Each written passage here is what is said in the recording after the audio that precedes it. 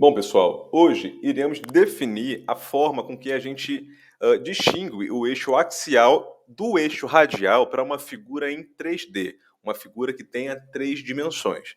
Essa definição de tensor, ela vai servir tanto para fluido quanto para corpos sólidos, né? Corpos massivo. Bom, para corpos sólidos, a gente sabe que para diferenciar o eixo axial do eixo radial, a gente tem que olhar primeiro para a sua maior dimensão. Ou a gente pode também olhar para o seu vetor área de seção transversal, que é paralelo justamente a essa maior dimensão. E com isso a gente consegue encontrar o eixo axial. E o eixo transversal seria, até então, numa figura com duas dimensões, o eixo que sobrou, o vertical, né? Caso o eixo axial fosse o eixo horizontal e vice-versa. Se o eixo axial fosse o vertical, o eixo que sobrou seria o horizontal, que seria o radial.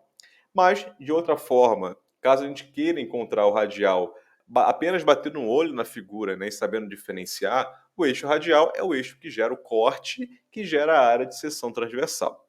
Já para um fluido, para a gente diferenciar o eixo axial do radial, basta a gente olhar para qual direção o fluido está escoando, está se movimentando. E essa vai ser a direção cisalhante ou a direção radial. E a direção axial, geralmente a direção que sobrou, né, quando a gente fala de um fluido, né, num sistema R2 de duas dimensões, se o escoamento ele aponta para a direção horizontal, então a força normal, né, ou o eixo axial, ele vai apontar para a direção vertical, geralmente a direção que sobrou. Então, tanto para sólidos quanto para fluidos, a gente encontra o eixo axial e radial quando a gente encontra um deles primeiro e, por exclusão, a gente encontra o outro.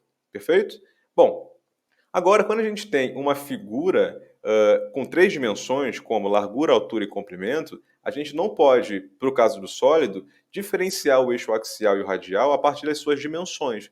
Porque aqui todas as dimensões desse cubo vai ser igual, independente, né, de qual face a gente esteja observando. Qualquer dimensão desse cubo vai ser igual. E para caso de um fluido, né, quando a gente observa o sistema de controle do fluido, nesse caso também as dimensões vão ser iguais, né? Ou o próprio escoamento ele vai escoar para todas essas dimensões aqui, x, y, z. Então não tem como também a gente definir a partir do escoamento para um fluido qual é o eixo axial e qual é o eixo radial. Então a gente vai definir uma outra maneira aqui de distinguir o eixo axial do eixo radial para uma figura com três dimensões, uma figura no plano R3, x, y e z. Bom, se numa figura com duas dimensões a gente definiu um eixo axial e um eixo radial, aqui na figura em 3D a gente vai ter um eixo axial e dois eixos radiais. Bom, a gente tem que relembrar também que o eixo axial ele é responsável por gerar a força axial ou força normal. E o eixo radial ele é responsável por gerar a força de cisalhamento. Né? Se a gente for generalizar, qualquer força que seja aplicada no eixo axial ou no radial, serão forças axiais e de cisalhamento, respectivamente. Bom, aqui então a gente vai ter três eixos, na quais um vai ser axial e dois vai ser radial, e toda força que for aplicada em direção, por exemplo, a um eixo axial, será uma força axial, ou uma força normal, e toda força que for aplicada no eixo radial será uma força de cisalhamento.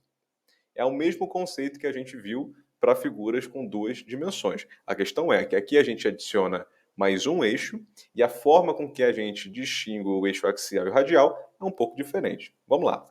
Bom, então vamos pegar então esse cubo, tá? Na qual a gente tem três faces para representar esse cubo. Essa aqui em vermelho a gente vai chamar de parte frontal, tá? Ou face frontal. Essa face aqui em verde pode ser a face lateral, e a face em amarelo pode ser a face na parte de cima, vamos dizer assim, né? Face superior. Bom, e a gente vai também trabalhar com três eixos, né? X, Y e Z, na qual o plano cartesiano no R3, né? Ele vai ter o X como esse eixo aqui lateral, o Y como frontal e o Z como o eixo superior. Bom, com isso a gente pode definir o seguinte: para cada face aqui, elas representam cada eixo, né? Então, para cada eixo x, y e z, a gente vai ter uma face representando, né? Onde a face em vermelho vai representar o eixo x, a face em amarelo vai representar o eixo z e a face em verde representa o eixo y. Além disso, cada face ela é uma figura geométrica, né? Ela é um quadrado. Consequentemente, a gente pode encontrar a área, né, de cada quadrado que, por terem dimensões iguais, cada uma vai ser igual a cada uma, né? Então, essa área aqui, né, que poderia muito bem ser uma área de seção transversal dessa figura que seria o cubo, ela vai ser representada por um vetor, o vetor área em x, né, que seria a área que aponta para o eixo x, tá? Lembrando que o vetor área, ele sempre aponta para fora da figura representada pela área, tá? Figura geométrica representada pela área, sempre no meio da área, no seu ponto de gravidade, por ser um quadrado vai ser no meio, e também ele seria até então na figura R2, né, na figura de duas dimensões, paralelo ao seu maior comprimento. Aqui essa característica ela não entra, né? Haja visto que não tem o maior comprimento dentro de um cubo, né, já que cada dimensão aqui é igual. Então não tem uma dimensão que tenha um comprimento maior do que a outra. Então aqui a única característica do vetor área de seção transversal, ou do vetor representado pela área de cada face, vai ser justamente que ele aponta para fora e é aplicado no ponto de gravidade, no centro de gravidade. Bom, então para cada área aqui representada por um eixo, né, por cada face representada por um eixo, eu vou ter um vetor área, na qual o vetor área ele vai ter aqui após, né, a simbologia da área, que é o A, o eixo que ele representa. Então, o vetor área em vermelho é o AX, que é a representação do eixo X. O vetor área em verde vai ser o AY, que é a representação do eixo Y. E o vetor área em amarelo vai ser o AZ, que é a representação do eixo Z, como a gente tem nesse exemplo aqui. Então aqui a gente tem o eixo Z, X e o Y na mesma direção. Bom, com isso a gente vai falar, né, vai definir que para cada face aqui que representa um eixo, vai existir a possibilidade da aplicação de três forças em cada eixo possível. Tá? Então a gente tem três eixos trabalhando aqui nesse cubo. Em cada face, independente se cada face aponta apenas para um eixo, vai existir três forças, tá? Onde cada força vai apontar para um dos eixos, tá? Permitidos. Então aqui a gente tem o seguinte: essas forças, né, que vão apontar para cada eixo aqui referente a cada face, vai ser representada por essa combinação aqui. Então, uma força aponta para o eixo X, que eu vou chamar de Fx, uma força aponta para o eixo Z, que eu vou chamar de Fz, e uma força aponta para o eixo Y, que eu vou chamar de Fy. Legal? Então, essas são as forças que apontam para cada um dos eixos possíveis aqui nessa resolução. Bom, juntando então as forças aqui, essa combinação de forças para cada face, a gente tem essa figura aqui, tá? Que representa então, colorido, né, em cada cor, uma face representando o seu eixo, então o vermelho vai representar o eixo X, e assim respectivamente, o amarelo Z e o verde o Y, onde cada uma tem uma intensidade de área, onde a gente também pode representar por vetores, né? Mas esse vetor, é claro, ele tem direção, módulo e sentido. Então o módulo, que a intensidade do vetor é justamente o valor numérico dessa área de cada face, que são iguais, tá? A gente coloca aqui como AX, AY e AZ, justamente para distinguir em qual face a gente está falando, né? Seja ela a face que aponta para Z, que aponta para X ou que aponta para Y. E para cada face a gente vai ter as três forças apontando para cada um dos eixos, tá? Não confunda que, independente se a face aponta apenas, por exemplo, para o Y, não é porque ela aponta apenas para o Y que vai ter uma força aqui existente que aponte apenas para o eixo Y, não. Mesmo ela apontando apenas para o eixo Y, vai ter forças apontando para os três eixos. Bom, então com isso a gente pode fazer algumas análises, né? Já que cada face aponta para um eixo e em cada face está presente forças que apontam para os três eixos, força e área, né, que seria o valor numérico de cada face aqui, relaciona a tensão, né? É uma relação de tensão, força sobre área. Então, por exemplo, essa força Z em contato com a área Z vai gerar uma tensão. Essa força em X em contato com a área AZ vai gerar uma outra tensão. Essa força em Y em contato com a área AZ vai gerar uma tensão. Isso vale para cada força aqui presente em cada área. Então, independente se a área aponta apenas para uma direção, ela pode sim se relacionar com as forças que apontam para outras direções também. Bom, vamos continuar. Para a gente conseguir montar uma matriz de tensor, né, ou a matriz de tensões, que é chamada de tensor, a gente vai fazer a seguinte análise, tá? A gente vai definir aqui alguns conceitos de leitura, né? Vamos dizer assim, um novo conceito de leitura para cada tensão. Bom, a gente sabe que a definição de tensão aqui a gente pode começar chamando de T, né? Mas existem dois tipos de tensões, tanto para sólidos quanto para fluidos, né? Que seriam as tensões normais e as tensões de cisalhamento. Tensão normal causada pela força axial e a tensão de cisalhamento causada pela força cisalhante ou força radial, certo? Bom, então a gente sabe que a tensão é força sobre área, tá? Só que quando a gente quer analisar aqui as tensões causadas em cada face, a gente sabe que em cada face tem três forças agindo. Então, para cada face, vai ter uma tensão. Haja visto que cada força gera uma tensão nessa face. Então, nessa face, por exemplo, em vermelho, que é representado pelo eixo X, como eu tenho três forças, cada força em contato com essa área em X vai gerar para mim uma tensão. Então, consequentemente, em cada face, eu vou ter três tensões. Bom, então vamos lá. As tensões, como a gente quer colocar elas dentro de uma matriz chamada de tensor, elas vão ser representadas por uma linha e uma coluna, né? Bom, essa linha e essa coluna, elas podem ser representadas não por números, né, como geralmente é utilizado numa matriz, né, uma matriz, por exemplo, 3x3, 4x4. Não. Aqui, em vez da gente utilizar, representar as linhas e colunas por números, a gente vai representar justamente por eixos, tá? O eixo X, eixo Y e eixo Z. Eixo Z. Então, como a gente está fazendo aqui uma, uma análise aqui no plano R3, em três dimensões, a gente tem três eixos. Então, para cada linha, né, ou melhor, no geral, as linhas vão ser representadas X, Y e Z, como se fosse a linha 1, linha 2 e linha 3 da matriz. Já as colunas, mesma coisa, representado como X, Y e Z, como se fosse a coluna 1, coluna 2 e coluna 3, seguindo justamente essa ordem, X, Y e Z. Bom, então o I e o J, a gente sabe que lá em matriz no ensino médio, a gente aprende que o I ele é referente à posição da linha, que é aquele elemento que está presente na matriz, e o J é a representação da coluna da matriz, né? Que aquele elemento está presente. Então, por exemplo, quando a gente tem um elemento T e J, a gente vê qual é o I dele e procura a linha dele, e vê qual é o J dele e procura a coluna. Chega num consenso, né? É como se fosse uma função, né? Para achar o ponto da função no eixo X e no eixo Y, ou, por exemplo, é, um jogo de batalha naval, que a gente escolhe a letra e o número que a gente quer explodir aquele navio, o quadradinho referente a essa combinação, né? Esse par de letra e número. Aqui é a mesma coisa. Bom, então o I, nesse caso, ele vai ser representado pela direção da força, tá? Já que a gente está falando de I e J como, ao invés de números, né, que representam linhas e colunas, a gente vai estar representando pelos eixos possíveis, ou seja, eixos X, Y e Z. O I, ele é referente ao eixo ou direção, que é a mesma coisa, da força que está sendo aplicada. Então, para cada força aqui, ó, a gente tem três forças, mas se a gente for levar em consideração as três faces, a gente tem um total de 9 forças atuando aqui nesse cubo, tá? Então, por exemplo, para essa força aqui em amarelo, FZ, se eu quiser encontrar a tensão que ela gera na área AZ, seria o seguinte, eu teria que colocar o eixo dela aqui como seu I, tá? Então, o I dela seria o seu eixo, a sua direção, que aponta para Z, e o J é referente ao eixo da área, à direção que a área aponta, né? Para o eixo que a área aponta. Então, o J também aponta para Z. Então, essa força Z aqui gera na área AZ uma tensão FZ dividido pela área AZ. Então, é uma tensão TZZ. Legal?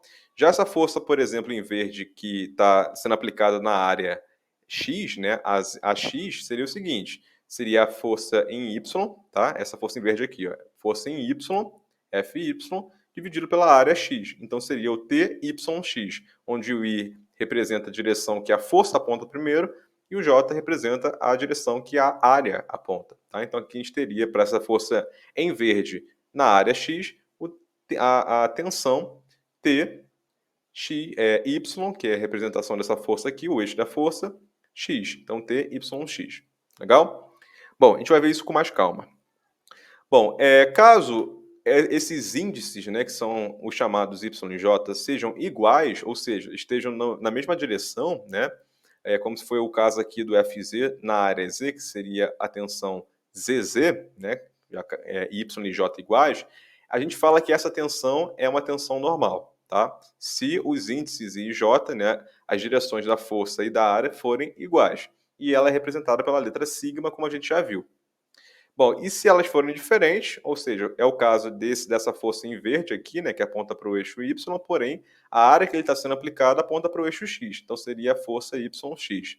Essa aqui, como os índices I e J são diferentes, então a gente fala que é uma força de cisalhamento tal IJ, tá? Seria tal YX para essa força aqui. Então, se as direções das forças forem iguais às direções da área que ela está sendo aplicada, é uma tensão normal. E se as direções da força e da área forem diferentes, então, consequentemente, a gente gera uma tensão de cisalhamento. Perfeito? Bom, vamos dar prosseguimento.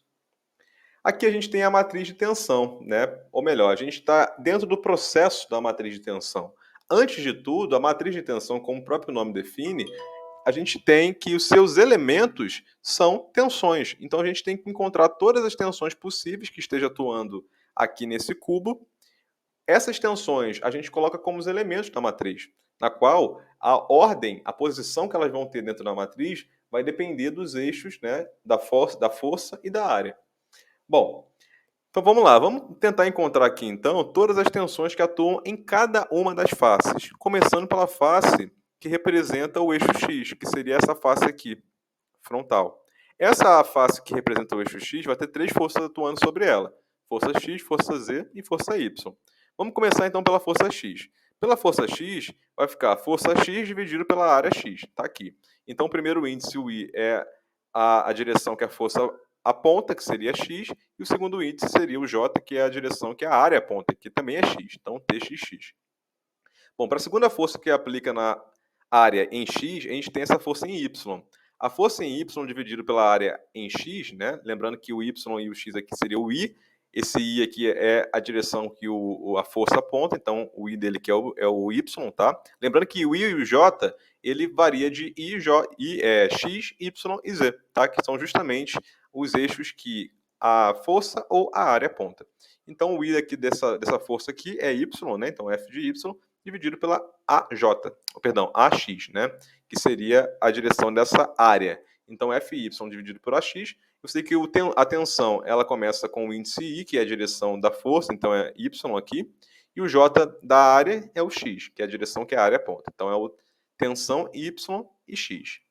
Já a terceira força que aponta aqui, né, que aplica na área AX, é a força Z. A força Z dividida pela área X, eu teria isso aqui, e eu sei que o I da tensão ela é a representação da direção que a força aponta, então ela aponta para o eixo Z, e o J aqui, né, seria a representação da direção que a área aponta, que aponta para o X. Então, TZX. Bom, vamos ver agora para a face em Y, né, que é essa face aqui que aponta para o eixo Y, que eu vou ter uma área AY. Então, vamos começar pela força em X. A força em X dividido pela área em Y vai gerar tensão, e X é igual a X, né, que é referente à direção que a força aponta primeiro, e o J é referente à direção que a área aponta. Então, é XY. Já essa segunda força aqui, em Y, que é o F de Y, em contato com a área em Y, também teria a força em Y dividido pela área em Y. Então, o primeiro índice aqui da tensão é a direção da força, então é Y, e o segundo índice, que é o J, é a direção da área, também é Y. Já a terceira força é a força em Z, que é aplicada na direção Y, então a força em Z é dividida pela área em Y, eu tenho isso aqui. O primeiro índice da tensão é a direção que a força em Z, que é essa aqui, é a ponta, então é Z, e o segundo índice é a direção da área, que é Y. Então a gente tem essas três forças que atuam na direção Y, na face Y. E para finalizar, a gente tem as tensões que atuam na face em Z. Começando então pela força em X, essa força em X dividida ou em contato com a área em Z, eu teria F de X dividido por AZ. Primeiro índice da tensão referente à direção que a força aponta, então ela aponta para a direção X, para o eixo X. Então, primeiro índice é X. Segundo índice, direção da área, então é Z. Então, eu tenho a tensão XZ. Bom, segunda força que é aplicada na área Z, né, nessa face aqui representada pelo eixo Z, é a força em Y. Então, força em Y dividido pela área em Z, eu vou ter a tensão, que o primeiro índice é referente à direção da força, então é em Y, e o segundo índice referente à direção da área, em Z. Então, é o TYZ. Bom, e aqui, por último, eu tenho essa força em Z, né, aplicada na área em Z. Então, força em Z dividido por área em Z, eu tenho a tensão que o primeiro índice é a direção da força, que é Z, segundo índice, é a direção da área, que também é z. Então, eu tenho a tensão TZZ. Bom, a gente viu aqui que, caso os índices sejam iguais, a gente pode chamar essas tensões de tensões normais. Caso os índices sejam diferentes, né, caso os índices tenham eixos que não sejam os mesmos, né, a gente chama de tensão de cisalhamento, a tensão. Tá? Então, aqui a gente pode observar já quais são as tensões que têm o mesmo índice. Né? Essa aqui e essa aqui. Né? Onde tem XX, YY e ZZ são tensões normais, né? Ou causadas por forças axiais. Por que forças axiais? Porque a área de seção transversal de cada uma dessas faces aqui, ó, aponta justamente para o eixo que elas estão representando. Por exemplo, essa área de seção transversal aqui representada pelo eixo Y, é o AY, ele aponta para a direção Y. Então, toda a força que apontar para a direção Y está apontando justamente para a direção da área de seção transversal, que, por definição, é a força axial, né? É o eixo axial. Já os outros eixos que sobraram seriam os eixos de cisalhamento. Então, a força axial, que seria esse FY, em contato com a área apontando para Y, é uma tensão normal causada pela força axial. Perfeito? Isso vale para todas as forças que apontam para a mesma direção que a sua área está apontando. Tá? Então, no caso da força em X apontando para a área em X, essa força em X apontando para a área em X, né, apontando para a direção do vetor área, consequentemente uma força axial, então isso aqui é uma tensão normal. Tá? Isso vale para o Z também. O Z, a força em Z que aponta na mesma direção do vetor área em Z, que aponta para a direção Z, tá? Aqui é uma tensão gerada pela força axial. Né? Lembra que a força axial é justamente a força aplicada no eixo que a direção do vetor área aponta. Então, o vetor área aqui, no caso do Z, aponta para o Z. Se eu tenho uma força apontando para o Z, é uma força axial que, em contato com a área, gera uma tensão normal. Bom, e todas as outras forças, né, elas apontam para direções diferentes do seu vetor área, né, consequentemente, e com isso a gente não gera tensões normais, a gente gera tensões de cisalhamento, tá? Então, com isso, encontrando todas essas tensões, né, em cada face, a gente pode colocar essas tensões dentro de um vetor, de uma matriz chamada de matriz tensora, ou tensor, justamente nessa ordem aqui, onde a primeira linha da matriz vai ser referente a todas as forças aplicadas na face em X, perceba. A segunda linha da matriz tensor vai ser todas as tensões geradas pela face em Y, certo? E a terceira linha referente a todas as tensões geradas na face em Z. Legal? Bom, a gente pode representar então que o índice da área ele é justamente a linha, né? O índice da área, você pode perceber que repete em todas as linhas aqui, para cada tensão. Ele é referente à linha. Já a coluna é referente à força. Então, a primeira coluna aqui é referente a todas as forças aplicadas no eixo em X. Então, você pode ver que todas as forças aqui, o primeiro índice é justamente o eixo X. Já a segunda linha, todas as forças aplicadas no eixo em Y. Então, todos os índices I aqui, que é a representação da direção da força, está sendo aplicado no eixo em Y. Já a terceira linha é referente a todas as forças aplicadas no eixo em Z. Todos os índices, então, estão apontando para o eixo Z. Pode perceber. Então, colocando apenas a simbologia da tensão, né, que seria essa aqui, a tensão T com seus índices, dentro da matriz, nessa ordem a gente gera a matriz tensora. Então, a matriz tensora, ou matriz de tensões, seria essa matriz aqui, na mesma ordem. Então, aqui é referente a todas as tensões geradas na face X. Então, pode perceber que o J, né, que seria o índice representado pela direção das áreas, ó, ele repete aqui em todas as tensões na mesma linha. Então, aqui é representada por tensões no eixo X, aqui representada por tensões no eixo Y, e aqui representada por tensões no eixo Z. Já as colunas é a representação das forças, né? Então, aqui é todas as forças que é aplicada no eixo em X, tá? Então, todas as forças aqui aplicadas no eixo X. Todas as forças aplicadas no eixo Y, eu estou falando agora do eixo, não da face. Então, seria basicamente todas essas forças em vermelho aqui, tá? A primeira linha, tá aqui. São as tensões geradas por aquelas forças em vermelho. São as tensões geradas pela força que apontou para o eixo X.